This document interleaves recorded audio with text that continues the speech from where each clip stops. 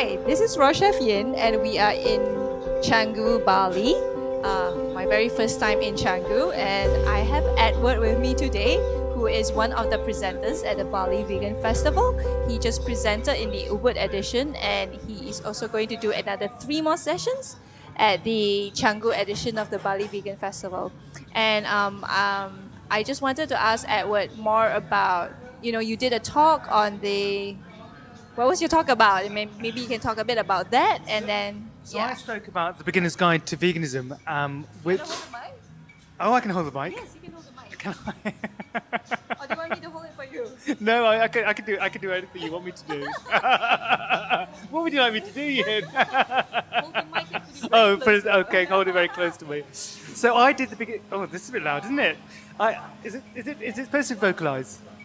It's good. It's good. Okay. Adjust the Okay. levels. So I did a talk on the beginner's guide to veganism, which was about how to show people how easy it is to become vegan.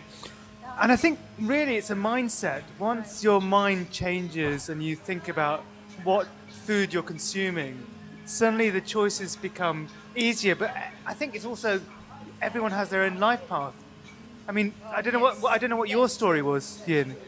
Yeah, well, I was pescatarian for 20 over years, and then I stumbled upon this blog. I found a raw vegan recipe. I made it. I ate it. I loved it, and then I started transitioning as well from pescatarian to vegetarian, from vegetarian to vegan.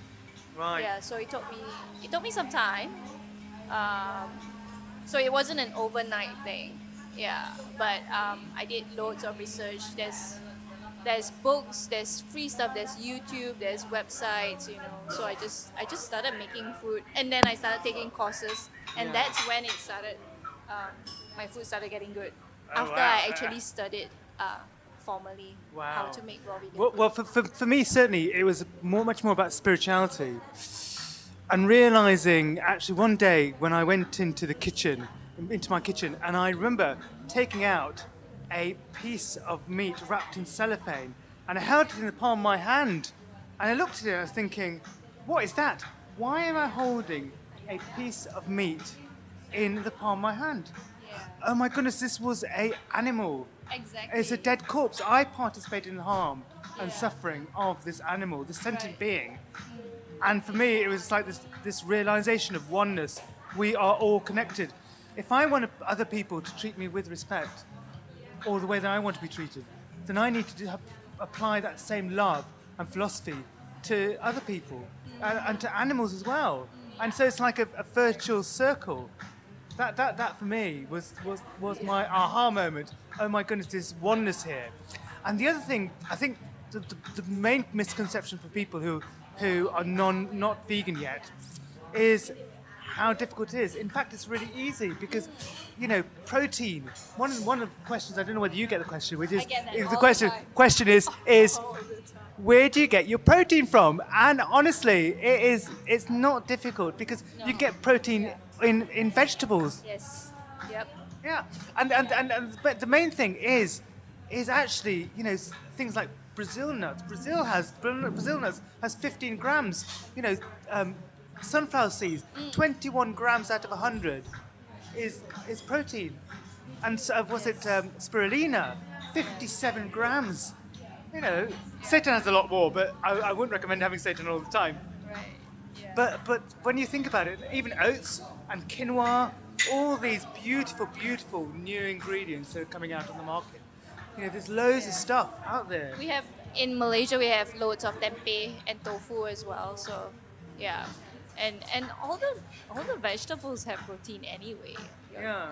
So. I think it's a misconception. Yes, it is. Yeah, and the other thing to realise is actually what impact are we having on the environment? Mm-hmm. For me certainly, I became vegan because of spiritual reasons, but actually environment is a big thing because animal agriculture is inefficient because it leads to species extinction, ocean dead zone, habitat loss, Yes. and also contamination of waterways. Right. So all these things, when we consider it, actually what impact are we having?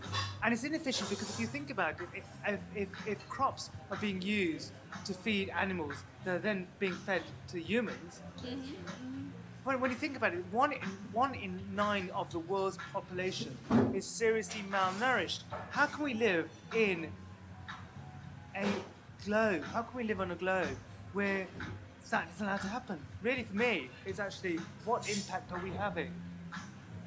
Yeah, so recently I met this girl at one of the booths at the vegan village, and she said that she loves animals and she's studying to be a vet, but she told me she found it extremely difficult to be vegan, and she said she had a lot of respect for me, to be vegan. So I was trying to explain to her that it's not that difficult.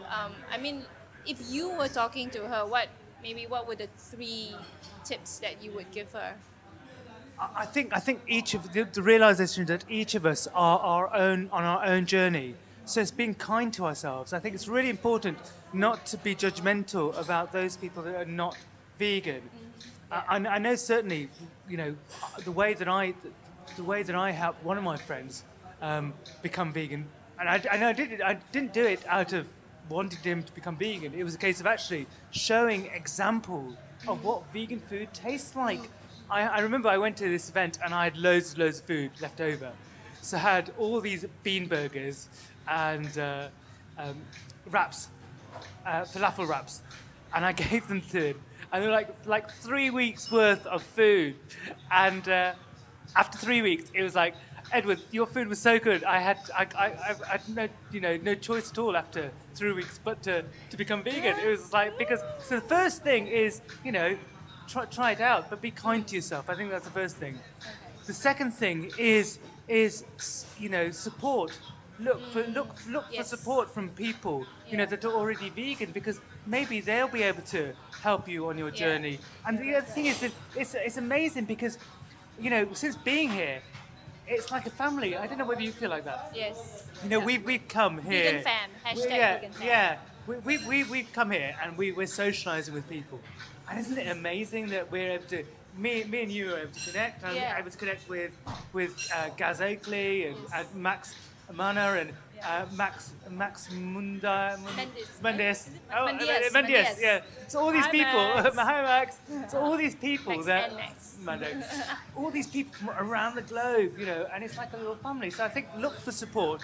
That's the other thing. Try to find other people, because I think that will help you, encourage you to be on your journey. Now, I see that we've got some people that are already waving to us, so shall we wave to these? So we've got Tofugrapher, hello, and we've got Joyce Shop, and we've got Posies Summer, and Abragar Maxine, and Vegan Photographer UK. That's Vegan Photographer UK who's over here with me from the United Kingdom and stuff.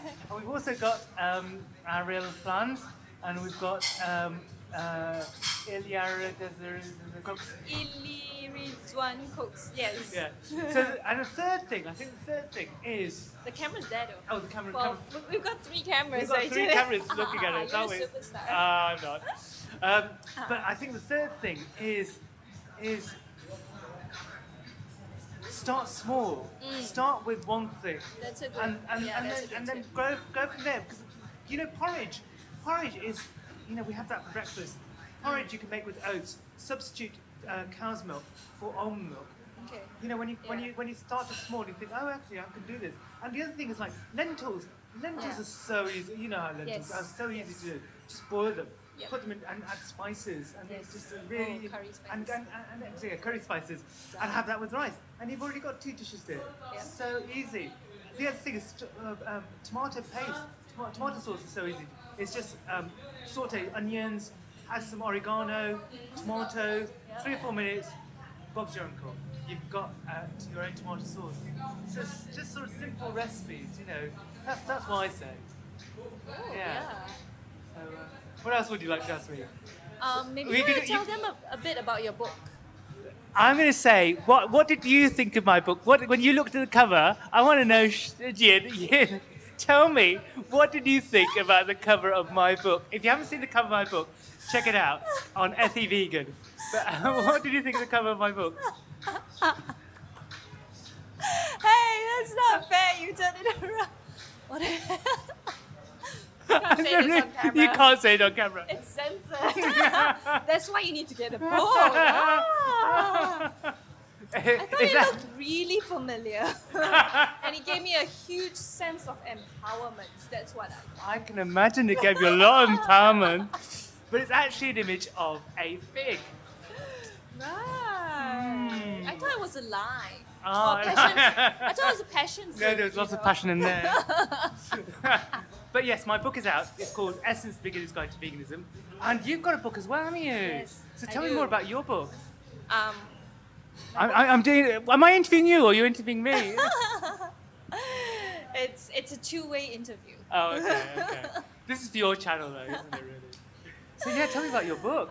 It's called Raw Vegan Delights, Asian edition. It's the very first raw vegan cookbook in Malaysia, and it's got recipes that I really love. So things like onde onde, things like chili pan mee, Malaysian recipes, some Indonesian recipes as well, and there's also some Korean and Thai recipes, and some of the recipes inside that have never ever been published ever before. So as a raw vegan recipe, so I'm really proud of it. Now you actually made some mooncake, didn't you, the other day?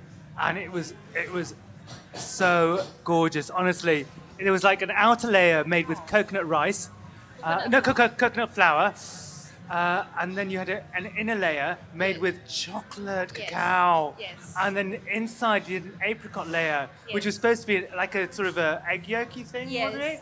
Yeah. But it was quite erotic, wasn't it? Thank you. Or was it exotic? Exotic. Sorry, I mean exotic. I It was don't exotic. think I've ever had anyone describe my mooncake that way. So thank you. I didn't mean exotic. I like the other description better. Oh, did you? It's supposed to be erotic. Okay. I know where your mind goes to. Honestly, she's the Capricorn. This is. So yeah. So I've been speaking at Bali Vegan Festival, and isn't it amazing? Isn't it amazing space? Are you enjoying yourself here? I am totally. Thank you so much for inviting us. Yeah, to the thank Bali Vegan you. Festival. Thank you so much. Yeah. And Liat, who's done an amazing job. Thank you so much.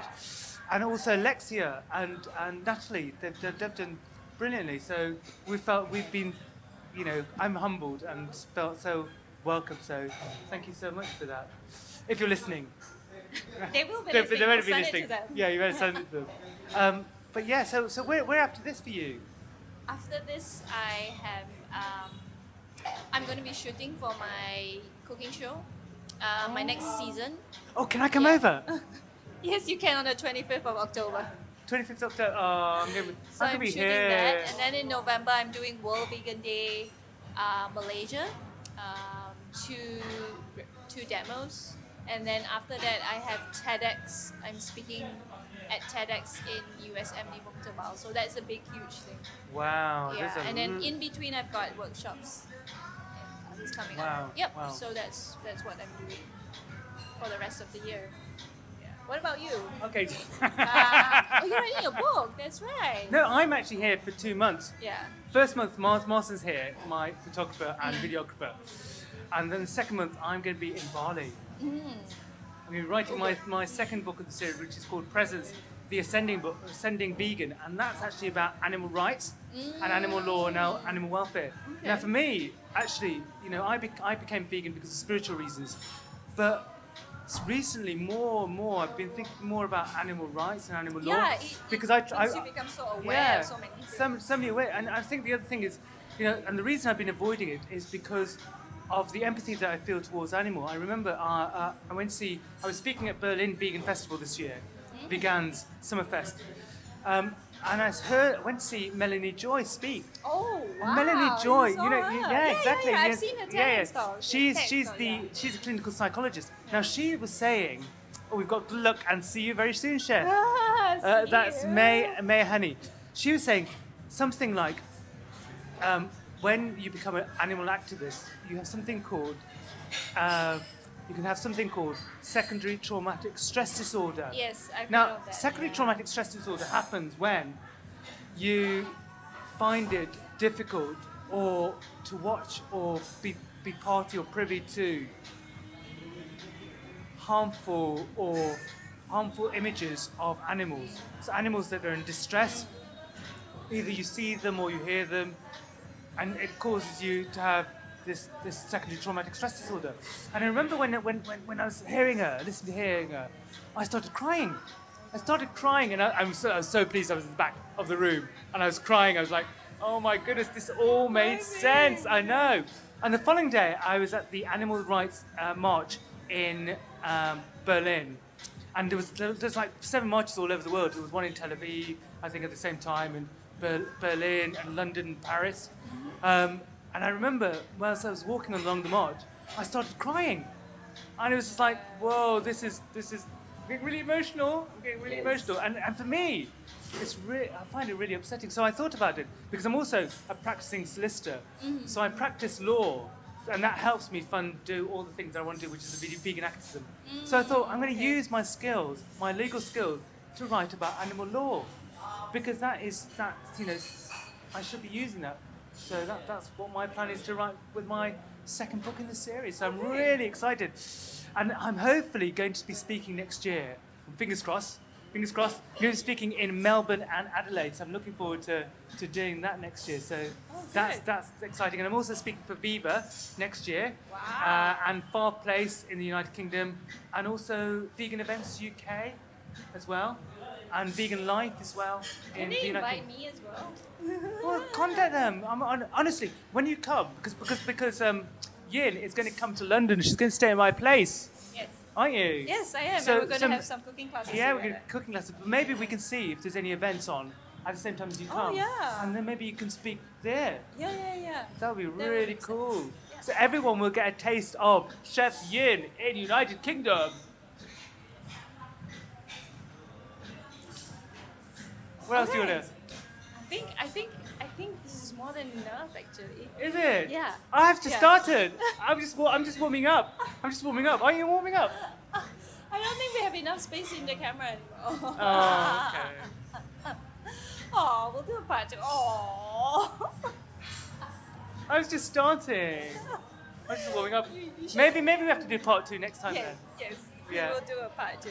So thank you so much, Edward, Thank for this you. interview, and all the best for your book and all your upcoming speaking opportunities. And if people want to find out more about you, where should they go? So on YouTube, I am Ethivegan, and on Instagram, I'm Ethivegan as well. LinkedIn as well, Edward Daniel, and Twitter, Ethivegan. So please contact me or check me out and subscribe to my channel. Follow him and like him and subscribe and share. Thank Okay. you so much. You're welcome. Thank you. Thank you. Thank you. Bye-bye.